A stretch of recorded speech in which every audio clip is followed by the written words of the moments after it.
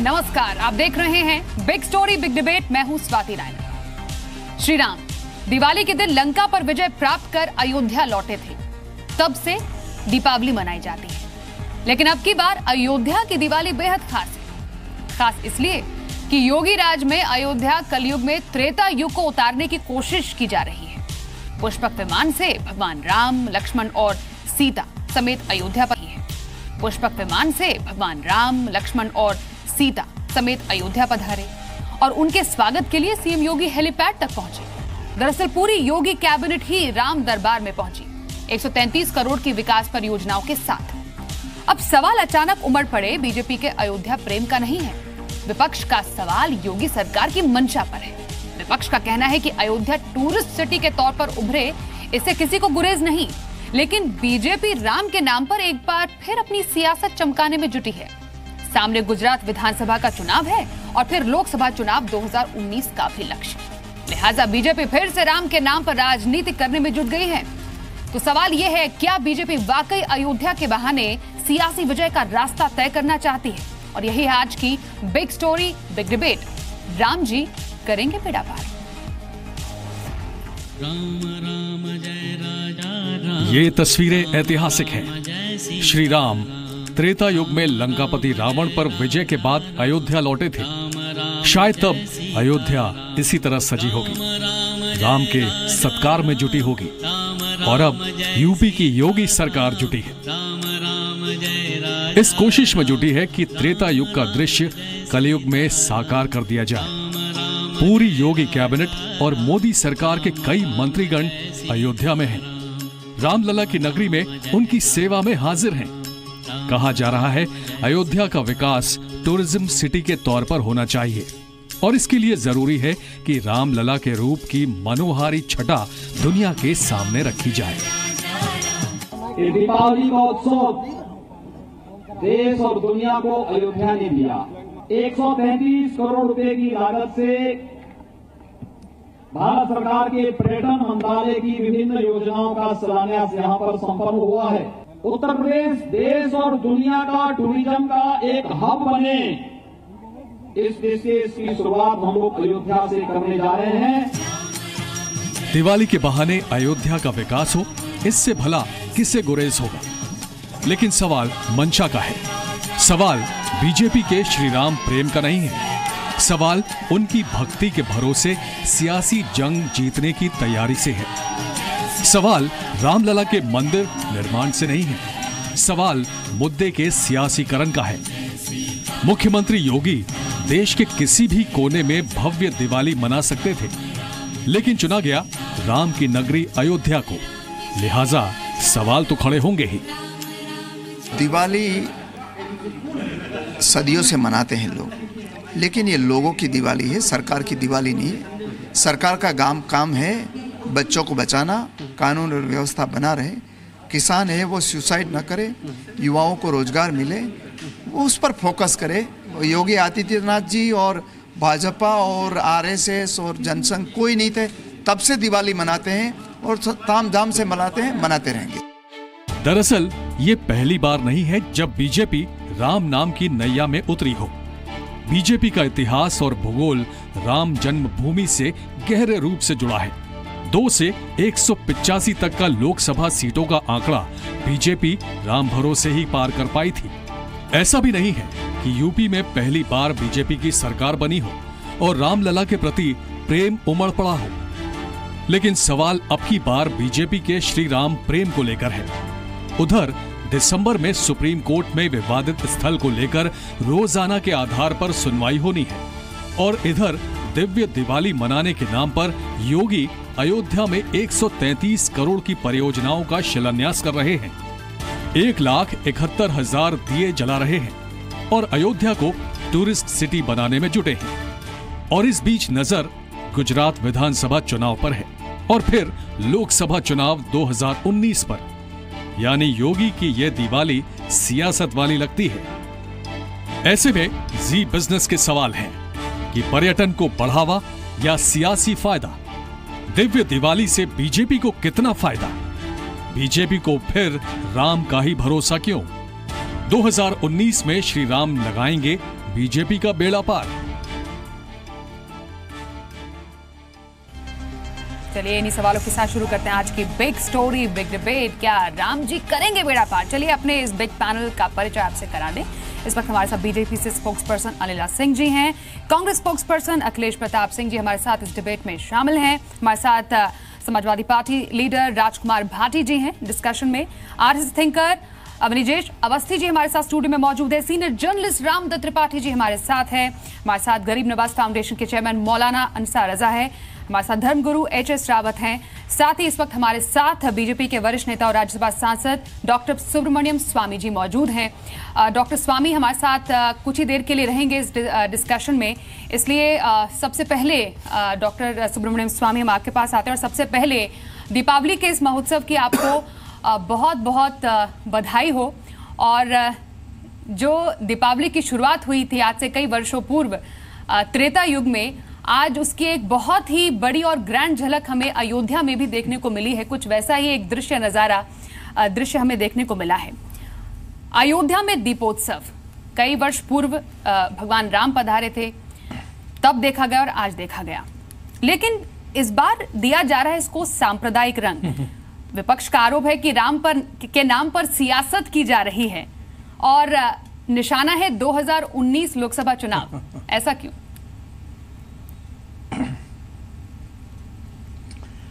इसमें सांप्रदायिक तो कहना गलत होगा, क्योंकि शिया के लोग जो हैं वो सब पूरे भागीदार हैं इसमें। उन्होंने यहाँ भी कह दिया कि सुप्रीम कोर्ट भी फैसला कर दें कि ये ज़मीन शियाओं का है, फिर भी हम इसको राम मंदिर बनाने के लिए हिंदुओं को सौंपेंगे। हमें एक मस्जिद दूसरे जगह में बनाने के लिए हम ढूंढेंगे। तो इसीलिए आप जो कह रहे हैं वो है कट्टरपंथी जो मुस्लिम समाज में जो कट्टरपंथी लोग हैं, जो हमारे हिंदुओं में सुपर लिबरल लोग हैं और जिनका विदेशीकरण हुआ वैसे लोग हैं, यही ज़्यादा इस पर हल्ला कर रहे हैं। परंतु आम तौर पर सब लोग इस पक्ष में हैं कि राम के नाम पर मंदिर जरूर बनना चाहिए। जी डॉक्टर स्वामी, इनफैक्ट आपने तो कहा है कि अयोध्या में राम मंदिर का निर्माण कार्य जल्द शुरू हो जाएगा। विश्वास है आपको पूरा, यहाँ तक यकीन है कि राम मंदिर पूजा के लिए अगली दिवाली तक तैयार हो जाएगा, लेकिन सरकार ने अपना स्टैंड इस पर कुछ क्लियर नहीं किया, कुछ कहा नहीं। आप इतने आश्वस्त कैसे हैं? सरकार को तो इसमें कोई हिस्सा नहीं है। ये जो पार्टीज़ हैं सब प्राइवेट पार्टीज़ हैं, मैं भी उसमें एक पार्टी हूँ और हमारी जो बहस है वो भक्तों के तरफ से है और सरकार सिर्फ इतना कहा है कि हम इसके लिए अनुकूल काम करेंगे और मैनिफेस्टो में लिखा गया है। लेकिन कोर्ट में ना सरकार रिस्पोंडेंट है, ना प्लेंटिव है, ना हमारे कोई लॉ ऑफिसर्स उपस्थित हैं। ये सीधा है हिंदू पार्टीज़ और जो सुन्नी वाकफ़ बोर्ड के लोग हैं यही हैं। जहाँ शिया वाकफ़ बोर्ड है वो तो हमारे पक्ष में बोल रहे हैं। जी डॉक्टर स्वामी, राम मंदिर पर सुप्रीम कोर्ट का फैसला आना अभी बाकी है। दिसंबर से डेली बेसिस पर इसकी सुनवाई भी शुरू हो जाएगी, पर इन सबके बीच ये भी कहा जा रहा है, कई लोग ऐसा कह रहे हैं कि आप मंदिर निर्माण के पक्ष में काफी ज्यादा प्रेशर टैक्टिक्स अपना रहे हैं। मैं प्रेशर टैक्टिक्स सुप्रीम कोर्ट पर लगा नहीं सकता, मेरे पास ऐसी ताकत नहीं है, ना किसी को हिंदुस्तान में ऐसी ताकत है। हम अनुमान लगाते हैं कि क्योंकि इलाहाबाद हाई कोर्ट में लगभग 95% हम जीत गए और बाकी सिर्फ ये था कि एक समझौता के रूप में उन्होंने कहा कि ये जो 3 गंबज़ हैं उसमें से एक मुसलमान को दिया जाए, उसका विरोध में हम हैं।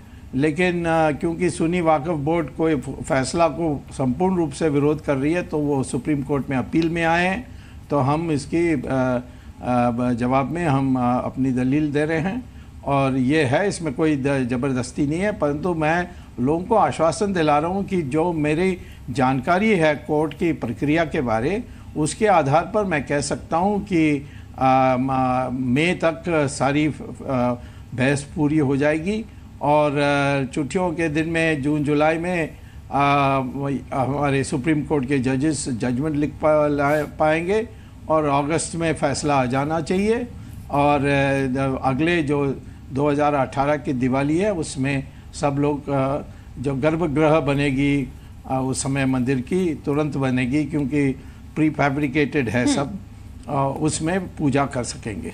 डॉक्टर स्वामी, असल में इसलिए मैंने कहा प्रेशर टैक्टिक्स, क्योंकि ऐसा कई लोगों का कहना है, विपक्ष का कहना है कि काफी ज्यादा एक दबाव बनाया जा रहा है, और जो आप कह रहे हैं कि जानकारी मई तक पूरी तरीके से इस पर रिजल्ट आएगा, आप बता पाएं कि इस जानकारी का असल में आधार है क्या?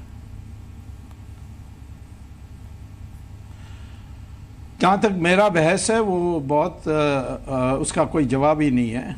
वो है कि मैंने कहा कि धारा 25 हमारे संविधान के अनुसार मुझे मूलभूत अधिकार है, जहाँ आस्था के अनुसार राम पैदा हुए ऐसा हिंदू मानते हैं, और आस्था के सवाल पर कोर्ट कभी फैसला नहीं दे सकता है, और कोर्ट जो बहुसंख्या में लोग एक आस्था रखते हैं उसको मानते हैं।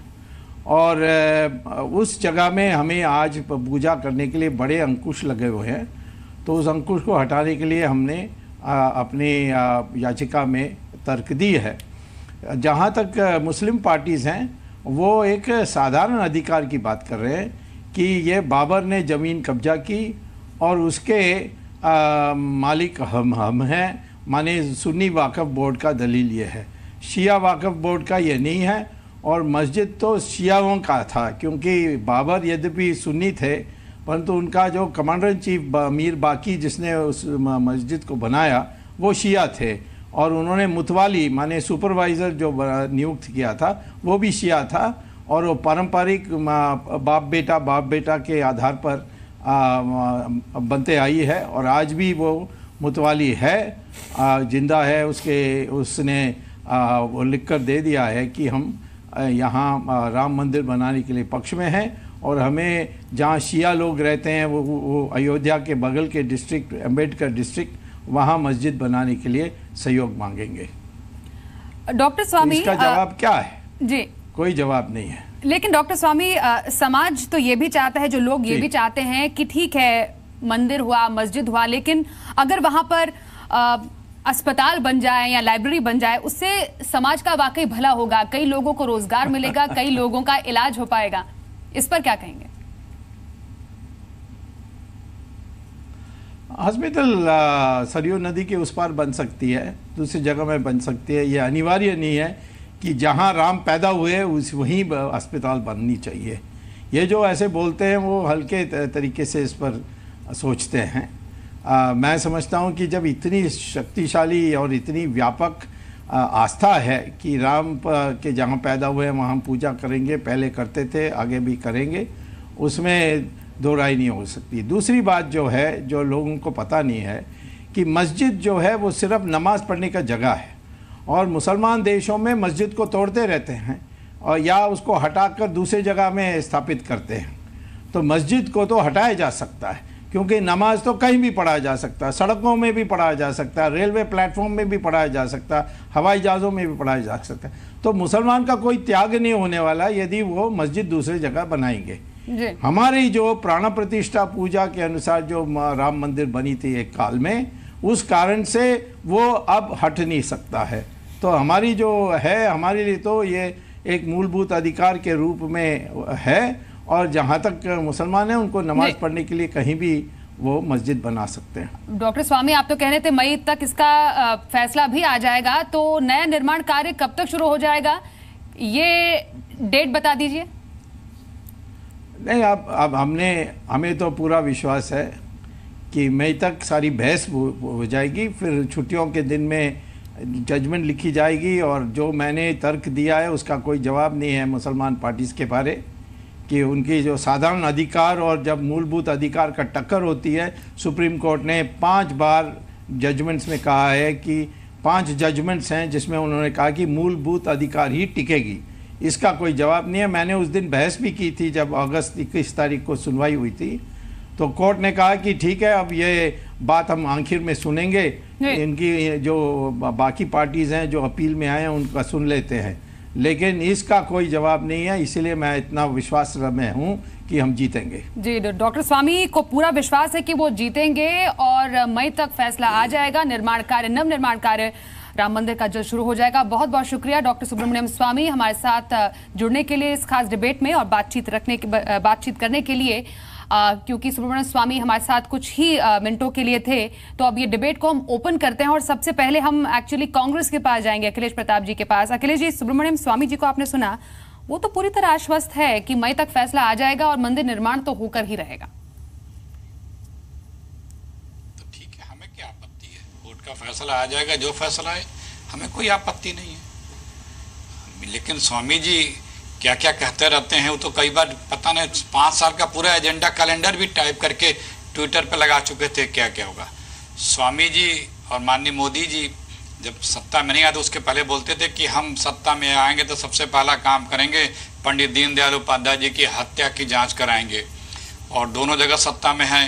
सुब्रमण्यम स्वामी जी ने प्रधानमंत्री जी को पत्र भी लिखा था कि भाई अब दीनदयाल उपाध्याय जी हम लोगों के आराध्य नेता थे, उनकी हत्या की जांच होनी चाहिए, लेकिन नहीं जांच हो रही है।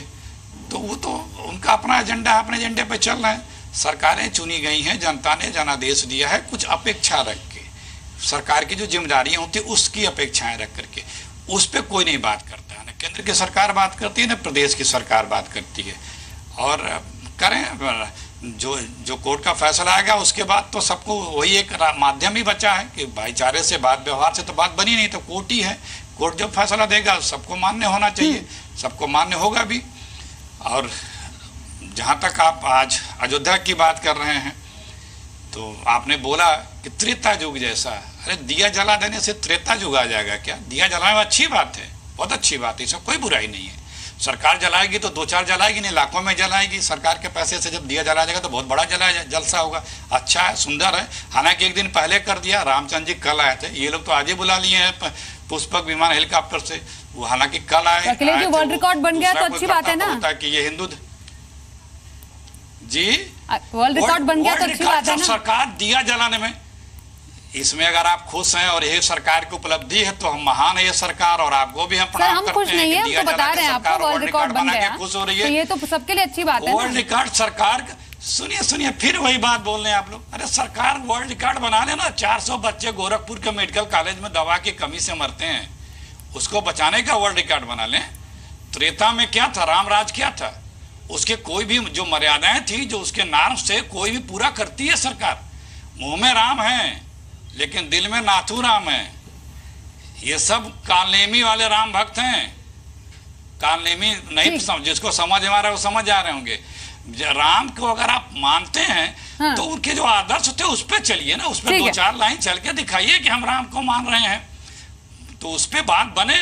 खाली दिया जला दिया, त्रेता जैसा माहौल बन गया, हेलीकॉप्टर आ गया, मतलब सियासी दिवाली, अयोध्या की सियासी दिवाली, मतलब नहीं हो कहने का मतलब यही हुआ ना अखिलेश जी, राजकुमार भाटी जी, सियासी दिवाली। अयोध्या के लोग सदियों से अपने यथाशक्ति, हमेशा से यथाशक्ति बढ़ चढ़ के दीपावली मनाते रहे। आज सरकार मना रही है, लेकिन अयोध्या के लोग हमेशा से मनाते रहे। सरकार का कर्तव्य है कि वो जो जिम्मेदारियां हैं उसका भी तो निर्वहन करे बखूबी, उसमें गिनीज बुक बनावे, रिकॉर्ड बनावे, रोजगार देने बनावे। ठीक है अखिलेश जी, ठीक है अखिलेश जी, इस बार की दिवाली में क्या अलग है? राजकुमार भाटी जी, इस बार की दिवाली कैसे अलग है? देखिए, जो दिवाली के नाम पे जो एक ढोंग किया जा रहा है, भारत बीजेपी और आरएसएस के लोग फर्जी राम भक्त हैं। इन्हें ना राम की मर्यादाओं का ख्याल है, ना राम के आदर्शों का ख्याल है, ना राम के चरित्र का ख्याल है, ना ये रामराज लाना चाहते हैं। अगर रामराज लाने की इनकी इच्छा होती तो उत्तर प्रदेश में बेटियों के साथ जो अत्याचार हो रहे हैं, यूनिवर्सिटी में घुस घुस के पुलिस लाठियां चला रही है। बागपत में और मथुरा में 2 लड़कियों ने आत्महत्या कर ली कि उनके साथ रेप हुआ, पुलिस ने उनकी सुनवाई नहीं की, एफआईआर लगा दी पुलिस ने, जबकि लड़की ने 164 के बयान दिए थे। सहारनपुर में और मुरादाबाद में लड़कियां कॉलेज जाना बंद कर दिया, घर में बैठी हैं, छेड़छाड़ की वजह से परेशान है, उनके साथ छेड़छाड़ हो रही है, पुलिस सुनवाई नहीं कर रही। अस्पताल में बच्चे ऑक्सीजन की कमी से मर रहे हैं, बिजली मिल नहीं रहे लोगों को, लोग आंदोलन कर रहे हैं सड़कों पर, कानून व्यवस्था चरमराई हुई है। पुलिस निर्दोष लोगों को, यहीं नोएडा में 22 साल के एक युवक को, निर्दोष युवक को जिसके खिलाफ एक भी मुकदमा नहीं था, पुलिस ने घर से उठा के मार दिया, उसकी हत्या कर दी।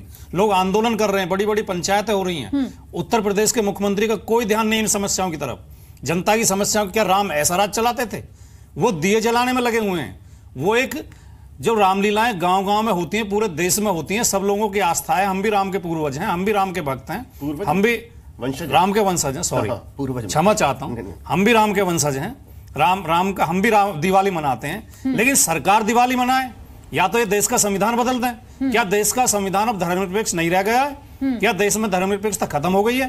क्या सरकार एक धर्म विशेष की हो गई है?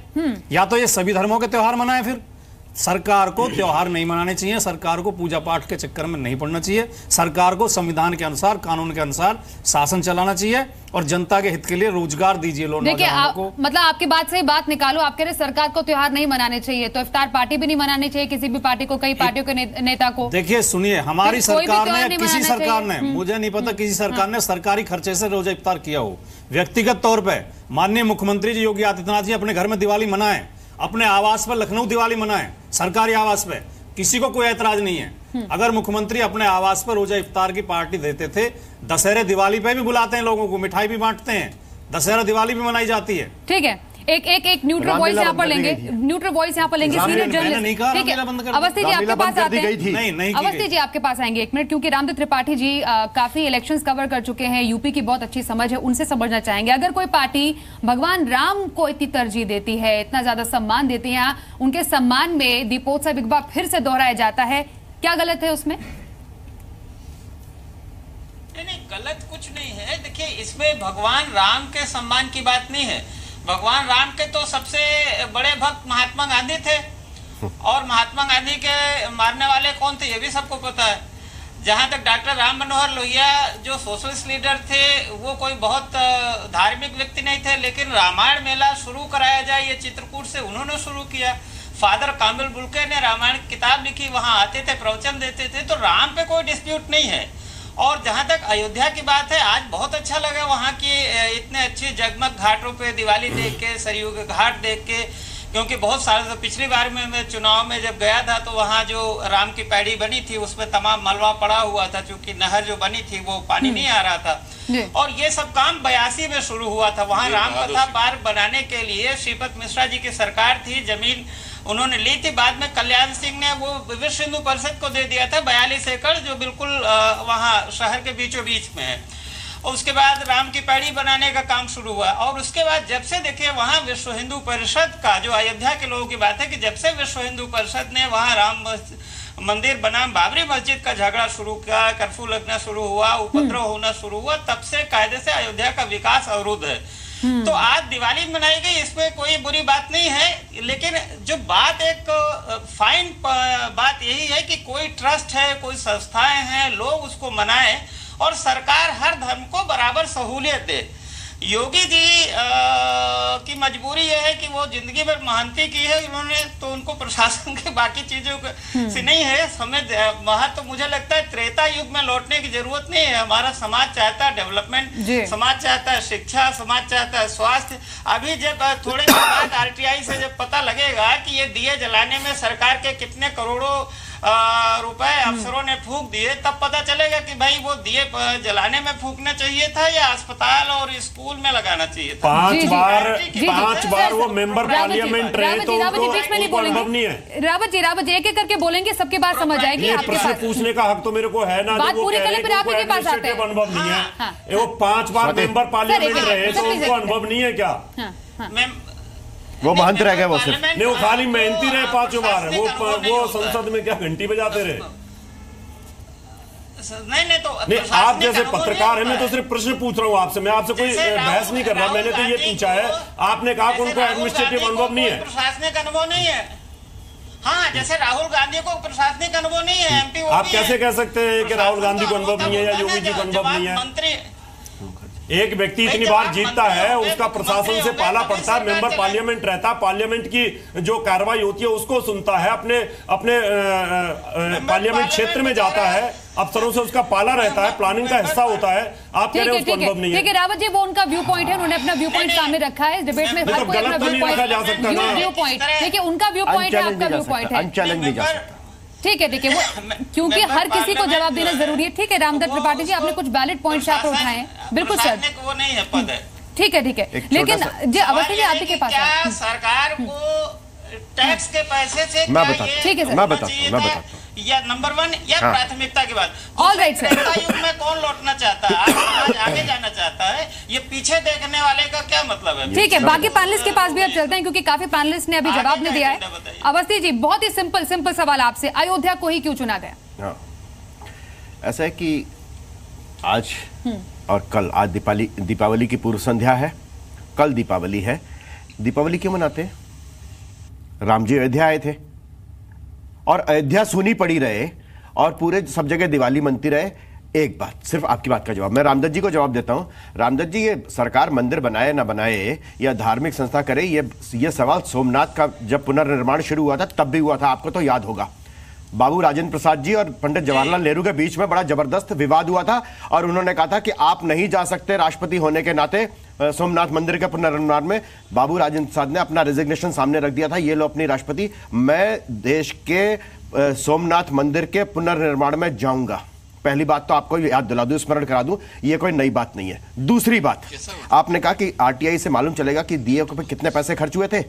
जरा जो लगाएगा ना, उससे पहले सैफई महोत्सव में कितने अरबों रुपया खर्च हुआ लगातार अयोध्या में। एक सेकंड बीच में बोलने दे। ट्रस्ट मनाता, अरे वो, सैफई महोत्सव सरकारी खर्चे से नहीं अरे मैं होता। बताता हूँ भैया, चलिए, मैं वो बताता हूँ, ट्रस्ट अरे मैं ट्रस्ट बताता मनाता है। हूँ, अरे मैं बताता हूँ, सांस्कृतिक अरे समुदाय ट्रस्ट के पैसे से बना। अरे 21 लोग परिवार के 21 लोग तो सरकार में थे। लैपटॉप किस परिवार के 21 लोग तो सरकार में थे। पैसा नहीं था, वो ट्रस्ट का पैसा। परिवार के 23 में से 21 एक वर्ग को लैपटॉप बांटे गए। एक वर्ग को नहीं दिया गया, 16 लाख छोड़िए ना, लैपटॉप दिए गए सभी वर्गों को, सभी जातियों को, सभी धर्मों को। गलत आरोप लगा रहे हैं। अयोध्या में दिया जलाना, सभी धर्म के बच्चों को अयोध्या में दिया जलाने का आरटीआई लगेगी। अयोध्या में दिया जलाने की आरटीआई लगेगी। और सैफई में कहां से पैसा? अरे पैसा कहां से आया? अरे क्या, अरे ट्रस्ट के पास ट्रस्ट कर रहा था। अरे ट्रस्ट वो चंदा से आता है, कौन सा डोनेशन से आता है। हाँ, वो सब पैसा जनता का पैसा होता है। ये बात पूरी कीजिए, बात पूरी कीजिए। मैं मुझे बात पूरी कर लेने दीजिए।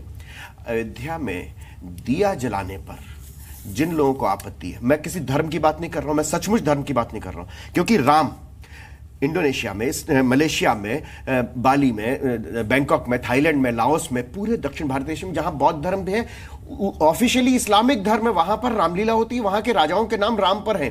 और आपके अभी मैं नीचे देख रहा था, मुझे भी मालूम है कि थाईलैंड में नेशनल हाईवेज के नाम राम पर हैं। इसलिए धर्म के आधार पर, जाति के आधार पर, वर्ग के आधार पर, लिंग के आधार पर, वर्ण के आधार पर राम नहीं है किसी एक के। इसलिए मैं कह रहा हूं कि किसी एक धर्म को आपत्ति नहीं है, लेकिन कुछ लोगों को आपत्ति है। और वो लोग हैं, देश में दो तरीके के लोग हैं। एक के आदर्श वो राम है जिन्होंने अपने पिता के कहने पर 14 साल वन में काटे, और एक के आदर्श वो हैं जिनके नाम पर दिल्ली में औरंगजेब रोड रखा गया, जिसने अपने पिता को जेल में रखा, 3 भाइयों को कत्ल किया। मुझे लगता है कि देश और मानवता समूची उनके आदर्श राम है। वो व्यक्ति नहीं हो सकता जिसने पिता को जेल में बंद किया था। ठीक है। वैसे राजकुमार भाटी जी, यहाँ पर क्योंकि बात हो रही है, बहुत सारी जो अभी चर्चा हुई थी, सैफई महोत्सव का भी चर्चा हुई, वहां पर भी एयरपोर्ट बनवा दिया गया स्पेशल एक कैटेगरी के लिए भी। तो ये भी बात हमेशा ध्यान रखनी चाहिए, हर एक पार्टी को ध्यान में रखनी चाहिए। लेकिन अनिला जी के पास जाएं उससे पहले, और अच्छा रावत जी, उससे पहले मौलाना जी, मौलाना अंसार रजा साहब, सबकी बातें आपने सुनी, सुब्रमण्यम स्वामी जी को भी सुना, और यहाँ पर दीपोत्सव और भगवान राम के नाम पर एक बार फिर से कुछ ना कुछ सियासी जो हलचल होनी शुरू होगी, उसको भी आपने सुना। बताइए आपकी क्या राय है? सबसे पहली बात तो ये बार बार जो एक बात कही जा रही है कि इससे पहले अयोध्या अंधेरी रहती थी, सूना रहता था, इस मरतबा जाकर के जो दीपावली मनाई गई वो गिनीज बुक ऑफ वर्ल्ड में दर्ज की जाएगी। मैं समझता हूँ कि मर्यादा पुरुषोत्तम की जहाँ वापसी हुई थी, उस शहर को योगी से पहले इतना नीचा दिखाया जा रहा है जिसका कोई शुमार नहीं है। इतना बड़ा फ्रॉड किया जा रहा है। अरे जिस शहर में मर्यादा पुरुषोत्तम की वापसी हुई है, क्या इससे पहले कभी वहाँ चिराग नहीं जले क्या? आप चाहे 1,71,000 चिराग जाइए, चाहे एक चिराग जलाइए, उस शहर को रोशन करना चाहिए आपको। एक रावत जी, 1 मिनट। दूसरी बात, ये जो तमाम सारी चीज़ें की जा रही हैं कि ये हो रहा है, वो आरती को हमें, हमारी कौम को कोई एतराज़ नहीं है, बिल्कुल मनाई जानी चाहिए। उनकी आमद पे खुशी नहीं मनाई जाएगी तो क्या रावण जब आएगा तब मनाई जाएगी क्या? लेकिन मैं एक बात जानना चाहता हूँ कि इससे पहले 3 मुख्यमंत्री, गुप्ता जी, राजनाथ सिंह और कल्याण सिंह, ये लोग हुए हैं उत्तर प्रदेश में, इन लोगों ने वहां तवज्जो क्यों नहीं दी? एक बात, 3 साल से जो राम के नाम पर वोट लेकर के आए हैं, मंदिर के नाम पर वोट लेकर के आए हैं, माननीय देश के प्रधानमंत्री श्री नरेंद्र मोदी साहब, उन्होंने क्यों तवज्जो अब तक नहीं दी अयोध्या के ऊपर? इसका क्या रीजन है? ये समझ में आने वाली बात नहीं है, क्या है क्या नहीं है। वो बात तो करते हैं कि हम सरदार पटेल की मूर्ति बनाएंगे, कहां? गुजरात में। अयोध्या का ख्याल उनको नहीं आया। और सुब्रमण्यम स्वामी ने आज सारे बीजेपी पार्टी की कलाई खोल के रख दी कि पार्टी ना तो कोर्ट में पार्टी है और ना वो कोई वकील खड़ा करती है। फिर ये किस बिना पर बार बार नेता आकर के कहते हैं कि हम मंदिर बना देंगे, हम मंदिर बना, किस बिना पे? जब आप पार्टी भी नहीं है, जब आप अपना वकील भी खड़ा नहीं कर रहे हैं और खामखा जो है देश के 100 करोड़ हिंदुओं को बेवकूफ बना रहे हो कि मंदिर हम बनाएंगे। आप पार्टी भी नहीं, आपको कुछ पता ही नहीं कि कोर्ट में हो क्या रहा है। सुब्रमण्यम स्वामी जैसे लोग जाते हैं और जाकर के बहस करके चले आते हैं, अभी पहली बार पार्टी बने हैं ये। ऐसा मत कीजिए। हिंदुस्तान, अगर आप रामराज लाना चाहते हैं तो मुझे लगता है कि सबसे पहले 5 साल आप सांसद रहे हैं, 5 मर्तबा के सांसद हैं आप, 6 महीने आपको होने वाले हैं मुख्यमंत्री पद के लिए। आपकी अपनी कॉन्स्टिट्यूएंसी का हॉस्पिटल बगैर ऑक्सीजन के सैकड़ों बच्चे मर गए हैं। अगर रामराज लाना चाहते हो तो पहले बच्चों का ख्याल। 1 मिनट बस एक आखिरी बात, आप रामराज की बात करें, 8 महीने की बच्ची तड़प तड़प करके मर जाती है, उसे उसका राशन कार्ड से इसलिए कि उसके आधार कार्ड से मेल नहीं खाता है, तड़प तड़प के जान दे देती है। आप रामराज की बात करते हैं, क्या राम का यही मतलब? ठीक है, उत्तर प्रदेश को इस वक्त क्या चाहिए, ये बात भी सामने आ रही है। अनिला जी आपके पास है, लेकिन उससे पहले रावत जी अब अपनी बात पूरी कीजिए आप। नहीं, अभी इन्होंने कहा कि अयोध्या की बात करिए। अरे अयोध्या की बात इसलिए, कल्याण सिंह की बात की आपने, गुप्ता जी की बात की आपने, राजनाथ सिंह जी बात की, ये कितने दिन रहे थे, कितने समय के लिए रहे? और कल्याण सिंह जब गए थे तो उन्होंने वहां बजट दिया था और वो बजट लगाया गया था। अयोध्या इतनी पिछड़ी हुई है, इतनी गरीबी की हालत में कि वहां पर अभी सीवर नहीं है, वहां बुरा हाल होता है। और जो वहां लोकल आदमी जाता है वहां पर परिक्रमा करने के लिए, उसको सड़क पर सोना पड़ता है, वही ओपन में वो शौच करता है। तो इतना बड़ा भगवान राम का श्रद्धालु की जगह जो जहां पर इतना, ना वहां पार्लियामेंट किसी मेंबर ने किया काम, ना वहां जो बजट होता है, ना वहां के विधायक ने कोई बजट लगाया। और अगर वहां से दूसरी पार्टी का कोई जीत जाए या कोई भाजपा का जीत जाए तो उसको बजट भी नहीं देती सरकार। सपा सरकार ने वो बजट तक नहीं दे रखे थे। इसलिए यहां अयोध्या के साथ अन्याय होता रहा है, क्योंकि अभी तक जो पार्टियां की सरकारें वहां पे रही हैं वो अयोध्या के नाम से डरती रही हैं। इसलिए आप ये मत बोलिए अंसार रजा साहब कि अयोध्या, वो नहीं बोलते। अब हम जो बोल रहे हैं वो सुनिए। आप बोलिए। हम ये कहते हैं योगी जी अयोध्या को इतना खूबसूरत बना दो कि लोग ताजमहल देखने ना जाएं।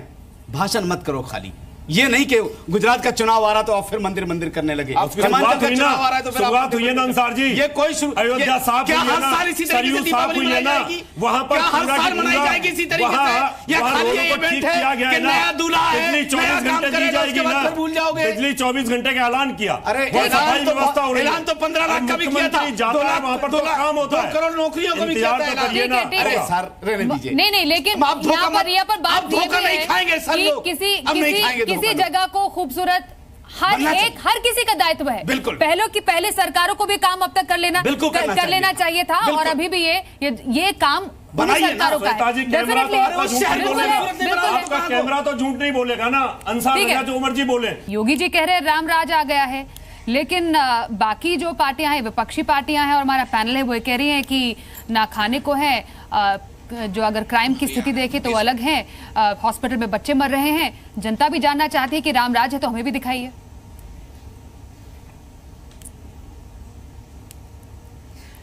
स्वाति जी, पहले तो आपको और आपके पैनल पर बैठे हुए जितने आपके गेस्ट हैं उनको, और आपके चैनल के जितने भी दर्शक हैं सभी को दीपावली की बहुत बहुत शुभकामनाएं। आपको भी अनिल। दूसरी बात यह है कि मैं बहुत शांति से सबको सुन रही थी। मैं अखिलेश जी, धन्यवाद। अखिलेश प्रताप सिंह जी को सुन रही थी, भाटी साहब को सुन रही थी, मौलाना साहब को सुन रही थी, त्रिपाठी साहब को सुन रही थी। और मुझको ये समझ में नहीं आता है कि आज अगर अयोध्या जगमगा रही है तो इतनी बेचैनी किस बात की है। और आखिर में जब मौलाना साहब को जब मैं सुन रही थी, मेरे कलेजे पे तीर चुभ रहे थे जब इन्होंने ताजमहल, जो एक की मकबरा है, खूबसूरत मकबरा है, उसको लाकर राम मंदिर के बगल में खड़ा कर दिया। मौलाना साहब, आप भी अगर सजदा करते होंगे तो अपनी मस्जिद में करते होंगे, किसी मकबरे पे जाकर नहीं करते होंगे।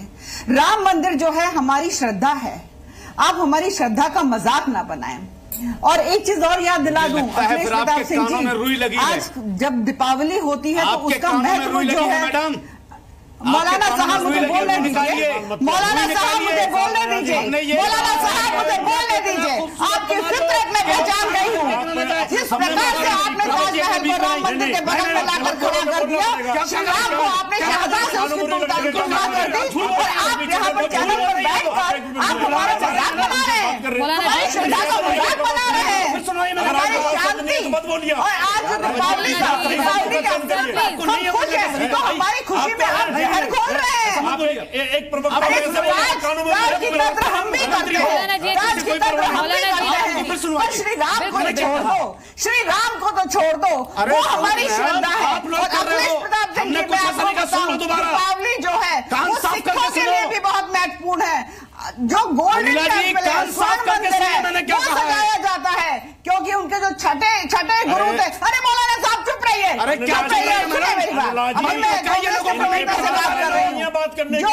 जो छठे सिख गुरु थे उनकी रिहाई हुई थी दीपावली पे, और 52 जो राजकुमार थे उनकी भी हुई थी, लोगों के साथ वो बाहर निकले थे। और याद करिए किस प्रकार से कांग्रेस की सत्ता में सिखों के सर जो है कलम कर रहे थे। 1984 का सिख राज हम भूले नहीं है। और यहाँ पर भाटी साहब राम सेवकों की बात करते हैं। अरे राम सेवकों के सर कटवा के सरयू नदी लाल करने वाले राम सेवकों के विषय में यहाँ पर बात करते हैं। भारतीय जनता पार्टी आज अयोध्या की चिंता करती है कि उसका डेवलपमेंट हो जाए, उसका विकास हो जाए, तो कांग्रेस वाले कहते हैं विकास पागल हो गया। अगर हमारी श्रद्धा, अगर हमारा विकास इनके दिमाग में लगता है कि पागल हो गया है, तो उत्तर प्रदेश को विकास की राह पे चलने दो, और जो आपका विकास जो पागल हो गया था अखिलेश प्रताप सिंह जी, उसको ढूंढो। उसको हमने दफन कर दिया है 10 फुट जमीन के नीचे। अब भारतीय जनता पार्टी केंद्र में है, उत्तर प्रदेश में है। विकास क्या होता है ये हम दिखा रहे हैं, देखते रहिएगा। भाटी जी आपके पास, अखिलेश जी इसका जवाब तो आपके पास शानदार होगा ही, बताइए। जी देखिए, उनका दावा है कि शानदार जवाब। 400 बच्चे माननीय मुख्यमंत्री जी के मेडिकल कॉलेज में महीने में मरते हैं, 10 फुट गहरा दफन कर दिया। इन्होंने सही कहा, 400 बच्चों को हर महीने दफन करती हैं ये लोग मुख्यमंत्री जी की कॉन्स्टिट्यूंसी में। और आज के पहले 5,000 सरदार आपके टाइम पे भी मारे गए थे, क्योंकि अयोध्या 3 दिन में प्लीज, क्योंकि आज के पहले ये सर मुझे याद दिलाना पड़ता है अखिलेश जी, पहली बार लोग दीपावली मना, बीच में ना बोलिए अखिलेश सर, मुझे याद दिलाना पड़ता है कि आप 400 बच्चों को लेकर के बैठे हैं, वो 5,000 सिखों की जो निर्मम हत्या है उनकी गेरुआ धारण कर लेने से, गेरुआ धारण करने से कोई राम भक्त या बड़ा आपके कहने से तो कोई, आपके कहने से कोई सरकार ऐसे तो पलट लेने वाली नहीं है। आपको भी अपने गिरेबान में झांकना तो पड़ेगा ना। मैं आप ही का, क्या आपने जो बीज बोए हैं वो तो काटने तो पड़ेंगे ना। मैंने गेरुआ पहने, मेरा भारत धर्म का ये है, मेरे देश की शान है, ये मेरे देश की शान है अखिलेश जी। जनाब मैं आपका सम्मान करता हूँ, मैं भी आपका सम्मान कर रहा हूँ। मैंने सिर्फ ये कहा है कि आप भी देख लीजिए कि 5,000 लोग मारे गए थे, आप बार-बार 400 बच्चों की बात नहीं कर रहे। मेरा सवाल आप ही से हो गया, आपका सवाल हो गया। ठीक है सर, आपका सवाल हो गया, उसका जवाब दूंगा। ठीक है सर। राम के बाद अयोध्या का राजा कौन हुआ था? राम का वनवास उनकी शादी के कितने साल बाद हुआ था? कुछ बताएंगे? राम भक्त कथा कथित टीकाधारी माननीय ब्राह्मण जो आप बैठे हुए हैं गेरुआधारी, हम आपका प्रणाम करते हुए राम भक्त आपका सम्मान करते हुए पूछ रहे हैं, कुछ बताएंगे?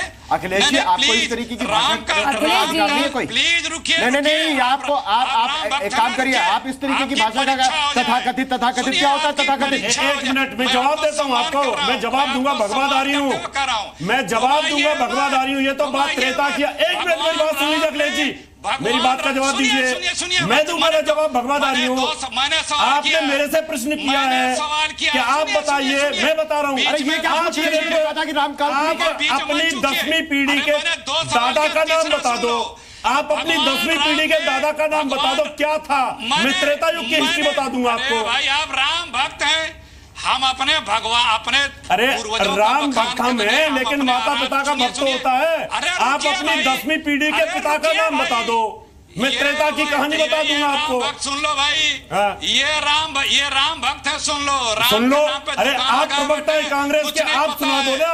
मैं आपसे पूछ रहा हूँ, सिर्फ 10वीं पीढ़ी का इतिहास बता दो। आपने कहाँ पे और आप जिस पार्टी के प्रवक्ता हैं उस पार्टी की आप 10वीं पीढ़ी के आनंद नेहरू के, जवाहरलाल नेहरू के उनके 10वीं पीढ़ी का नाम बता दो। उनको बात पूरी करने दीजिए आप लोग ये नहीं बताएंगे, राम भक्त हैं, ये नहीं बताएंगे, इनको सिर्फ खाना का भक्तों से लगी है। आप लोगों को राम के नाम पे कुछ नहीं जानते हो, राम के बारे में ABCD नहीं जानते हो। आप जानते हो, आप बता दो, नेहरू खानदान, आप बता दो ना, नेहरू खानदान, अरे नेहरू खानदान से चौथी पीढ़ी का नाम बता दो आप। ठीक है रावत जी, थोड़ा सा हम डिबेट से डिले लो। नेहरू भक्त हैं, नहीं डिबेट वही चल रही है। इन्होंने पूछ रहे रावत जी, नेहरू खानदान के भक्त हैं आप, नेहरू खानदान के बारे में बताइए। नेहरू खानदान के आप भी तो भक्त हैं, आप नेहरू खानदान के बारे में बताइए। अवस्थी जी आपके पास आते हैं, अवस्थी जी आपके पास आते हैं। राजकुमार भाटी आपको एक मिनट, मैं इनकी पहले इनका जो बैठे हुए हैं मैं इनको चुनौती देता हूं, राम जन्म से लेके गुप्तार घाट तक जाने तक राम पे शास्त्रार्थ कर ले मुझसे, पूछने कोई बात मैं पूछ लेता हूं उनसे कोई बात। मैं शास्त्रार्थ के लिए आपसे तैयार हूं, लेकिन मेरी बात का जवाब तो दे दो आप। मैंने ये कहा कि आप अपनी 10वीं पीढ़ी के दादा का नाम बता दो और फिर मैं शास्त्रार्थ के लिए तैयार हूं। आप हो जाइए तैयार और पूछिए, मैं बताऊंगा हर बात को। देखिए सर यहाँ पर, लेकिन बात मत बदलिए आप। अगर आपके पास या तो आप कांग्रेस का बता दो या आपने बता दो। रावत जी ठीक है, अखिलेश जी राम का अखिलेश जी शांत हो जाइए आप। ठीक है अखिलेश जी ठीक है, सवाल किया, तीनों का जवाब है आपके पास। अखिलेश जी प्लीज थोड़ा सा शांत हो जाइए। ठीक है क्या शादी के बाद कब वनवास हुआ था? मैंने 3 सवाल किए थे, अखिलेश जी रिलैक्स, जवाब हो तो ऑल राइट सर, ठीक है अखिलेश जी। एक चीज नहीं जानते हैं, चले राम पे बहस करते हैं। रामदास जी आपके पास आते हैं, लेकिन भाटी जी क्योंकि निकलना है जानकार नहीं हो जाएंगे। भाटी जी फाइनल कमेंट। रावण ने जब सीता का अपहरण किया था तो वो साधु वेश में आया था, तो साधु वेश में ये सत्ता का अपहरण करना चाहते हैं।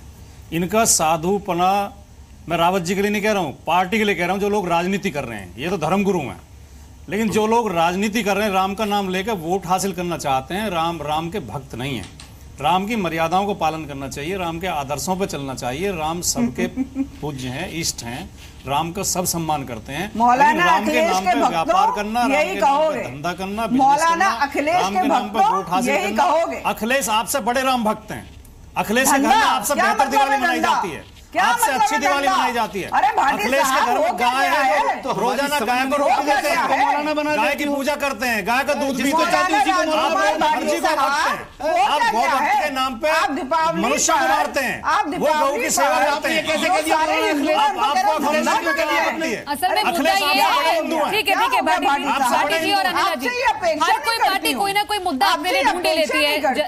हर कोई पार्टी अपने लिए कोई ना कोई मुद्दा तो ढूंढी लेती है, हर कोई पार्टी तो मुद्दा ढूंढी लेती है। बहुत शुक्रिया राजकुमार भाटी जी, बहुत शुक्रिया हमारे साथ जुड़ने के लिए। 334 करोड़ रुपए उड़ा दिए सफाई महोत्सव में, सारे राज्य पे आप लोग क्या कर रहे थे? धरने पे भाई पैसा दे कहां ले जा रहा है ये?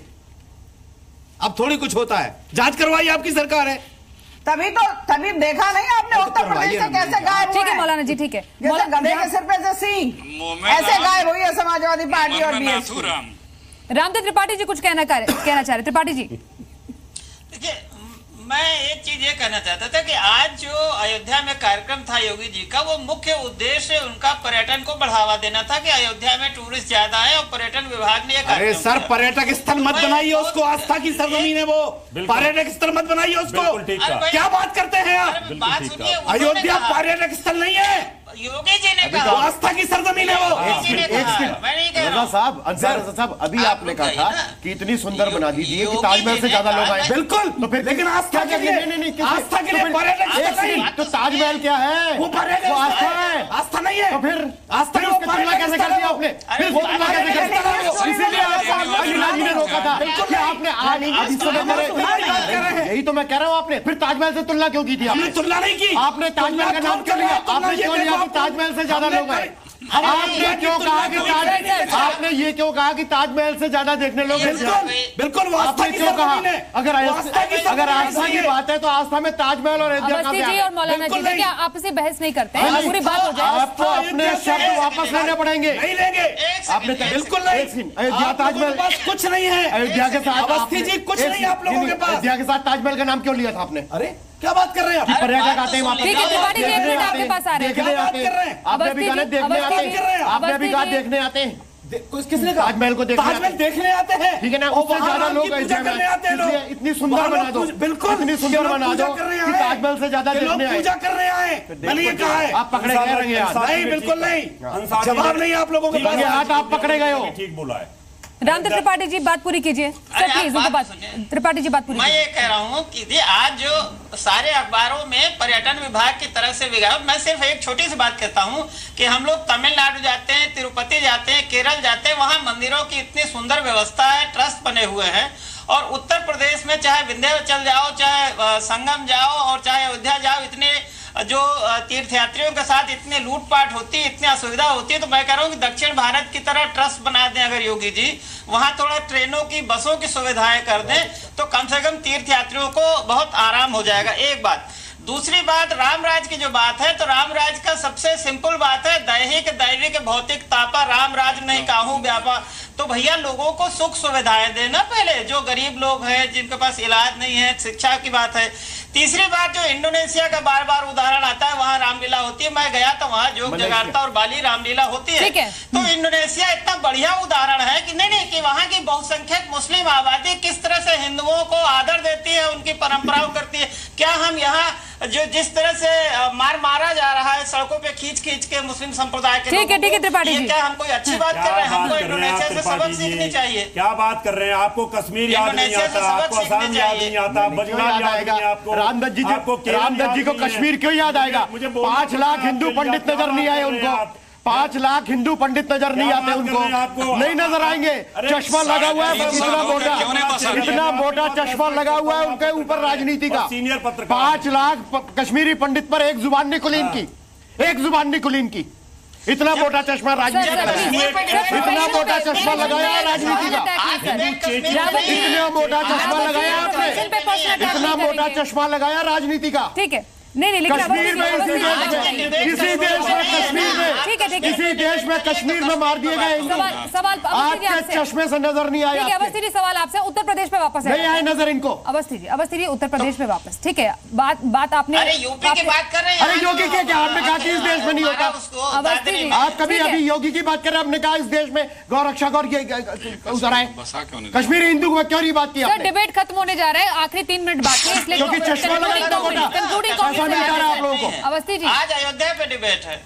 अयोध्या ही क्यों? क्या कोई सांकेतिक महत्व है इसका? अवस्थी जी सांकेतिक महत्व। दिवाली एक सेकंड मैंने शुरुआत की थी बिल्कुल कि अयोध्या में दिए नहीं जलेंगे, अयोध्या सुनी रह जाए, पूरे देश भर में दिवाली मने, जहाँ पर राम जी वापस आए थे अयोध्या के राजा के रूप में, वहां पर दिवाली ना मनाई जाए तो कहाँ मनाई जाएगी? ऐसे इनके पहले कोई दिवाली नहीं बनती थी, इसके पहले नहीं बनती थी क्या? कौन कह रहा है? कौन पूछ रहा है? क्यों अयोध्या वालों को, पूछ रहा है? अयोध्या वालों को कोस रहे हैं? अखिलेश जी आपने कई बार चुनौती दी है, आपने कई बार चुनौती दी है रघुवंश के राजा दिलीप से लेकर के रघुवंश के जिस बात पर आप चर्चा करना चाहें आपसे कर सकते हो। आज विषय नहीं है, आपको मैं खुली चुनौती देता हूं, आप पूरे रघुवंश पर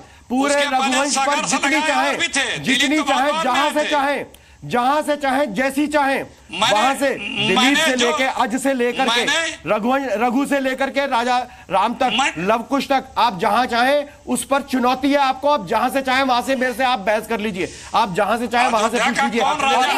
और अब तक नहीं एक सेकंड रावत साहब मुझे बता देने दीजिए। आप कांग्रेस का इतिहास ले आना 10 आपको। अखिलेश जी 1 मिनट रुक जाइए, क्योंकि जनता की लोगों की राय सुना देते हैं। अखिलेश जी 1 मिनट रुक जाइए बस। हमने लोगों से सवाल पूछा था क्या अयोध्या में दिवाली का उत्सव सियासी है? जवाब जो जनता का आया है उसमें 61% लोग कहते हैं नहीं, 35% लोग कहते हैं हाँ। चलिए जनता की राय हमने सुना दी है, लेकिन अनिला जी ये बताइए अब आप कि अयोध्या ही क्यों, ये सवाल अब मैं आपसे पूछती हूँ, अयोध्या को ही क्यों चुना गया? वैसे ये बार-बार सवाल पूछना नहीं चाहिए क्योंकि अयोध्या ही केंद्र है दिवाली का। अनिला जी को जवाब देने देते हैं। अनिला जी सुन पा रही मुझे? चलिए अनिला जी हमारे साथ नहीं है, लेकिन वाकई जैसा हमने एक दीपोत्सव आज देखा है उत्तर प्रदेश के अयोध्या में, एक वो युग त्रेता युग और उसके बाद ये तस्वीरें आप देख सकते हैं। सरयू नदी के किनारे यहाँ पर महाआरती की तस्वीरें और लगभग 2 लाख दियों का प्रज्वलित होना अपने आप में बहुत ही खूबसूरत दृश्य है। वैसे दीपावली का मौका है, आपको इन बेहद ही अद्भुत तस्वीरों के साथ छोड़ जाते हैं। हमने चर्चा तो बहुत की है, गर्मा गर्म बहस भी हुई इस पूरे मुद्दे पे, लेकिन शायद हमें याद रखना चाहिए दीपावली का जो पर्व है हर किसी के घर में खुशियां लाए, हर एक जो व्यक्ति है सुख समृद्धि से भरपूर हो जाए। उसी के साथ, इसी आशा के साथ अपनी इस डिबेट को यहीं पर समाप्त करते हैं और तमाम अपने पैनलिस्ट को और पूरे देशवासियों को, जी बिजनेस के दर्शकों को हमारी तरफ से दीपावली की हार्दिक शुभकामनाएं। इन दृश्यों के साथ अपने इस शो को समाप्त करते हैं।